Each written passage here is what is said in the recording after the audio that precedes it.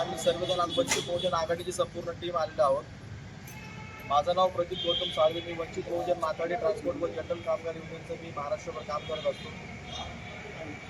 कालच्या घटनाद्वारे आम्ही सांगू इच्छितो की घारगाव पोलीस स्टेशन या ठिकाणी एका महिलेवर अन्याय होत असताना, तिला मारहाण होत असताना आमचे वंचित बहुजन माथाडी ट्रान्सपोर्ट व जनरल कामगार युनियनचे महासचिव विशाल भाऊ गडगे यांनी पोलीस प्रशासन उभे आहे, बघत आहे, परंतु त्या महिलेला कोणी प्रोटेक्शन देत नाही. त्याकरिता त्यांनी स्वतःचा मोबाईल जो आहे तो त्यांनी यूज करायला प्रयत्न केला, व्हिडिओ काढण्याचा प्रयत्न केला. तेवढ्यात पोलिसांनी त्यांचा मोबाईल घेतला व 6 तास तो मोबाईल त्यांच्या हातामधून छिनून त्यांच्याकडे ठेवला, जप्त केला. परंतु माझं म्हणणं असं आहे का त्यांच्या वडिलांची आज हालत एवढी खराब आहे, प्रत्येक वेळी त्यांना फोन येतात. जर मध्येच काही इमर्जन्सी झालं त्यांना कसं कळणार? आणि खरंच पोलीस प्रशासनाला अधिकार आहेत का सामान्य व्यक्तीचे मोबाईल घेण्याचे? आमचा हाच प्रश्न आहे.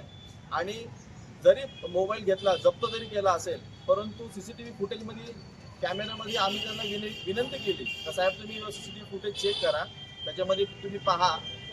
जर विशाल गडगे यांचे जे मारहाणीमध्ये जर सहभाग असेल तर नक्कीच तुम्ही गुन्हा दाखल करा. परंतु तुम्ही कोणताही शहानिशा न करता, कोणत्याही गोष्टीचा तुम्ही विचार न करता डायरेक्ट तुम्ही त्यांच्यावर गुन्हे दाखल करताय, तर ही चूक आहे. बाबतीत आलेला अनुभव, मी आता DSP कार्यालयामध्ये आलो होतो तर ते गारगाव पोलीस स्टेशन इथे एका महिलेला मारझोड चालू होती. तर तिला 7-8 जण मारत होती तिथं. तर मी तिथं बसलेलो होतो. तर बसलेलो असं त्या महिलेबरोबर गेलो होती.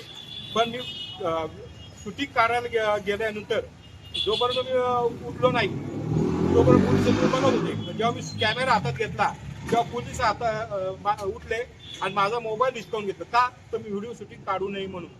तर मग व्हिडिओ शूटिंग काढू नये म्हणून यांनी माझा मोबाईल जवळजवळ 6 तास त्यांच्याकडे ठेवून घेतला. त्यांना मी रिक्वेस्ट केली होती, माझे वडील आजारी आहेत, मला डॉक्टरला फोन करायला लागतो नेहमी, त्याच्यासाठी मला फोन द्या, मला वेळ लागेल, मला गरज आहे मला फोनची.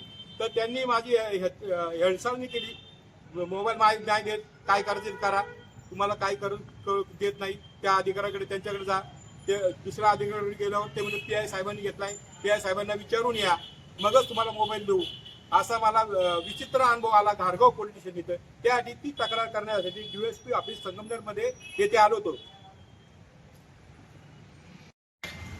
वंचित बहुजन आघाडीचा मी पदाधिकारी जिल्हा संघटक शिवाजी तळपे, तसेच मान्यवर इथे उपस्थित असलेले वंचित बहुजन आघाडीचे शहराध्यक्ष अजित होरा असतील, प्रदीप भाऊ साळुंके, तसेच जावेदभाई गोमी, हे सर्व इथं आलेले, तसेच महिला आघाडीच्या पूजाताई सोनवणी हेही आहेत. आम्ही सर्व इथं आमच्या वंचित बहुजन आघाडीचे जे कार्यकर्ते त्यांच्यावर काल 31 तारखेला जो पोलिसांनी विनाकारण जो गुन्हा दाखल केला, त्याला कुठल्याही पद्धतीची शहानिशा न करता किंवा कुठल्याही प्रकारचा कायदेशीर कारवाई किंवा कुठल्याही प्रकारची त्यांच्यावर हे करण्यात आलेलं आहे, विनाकारण गुन्हा दाखल करण्यात आलेला आहे.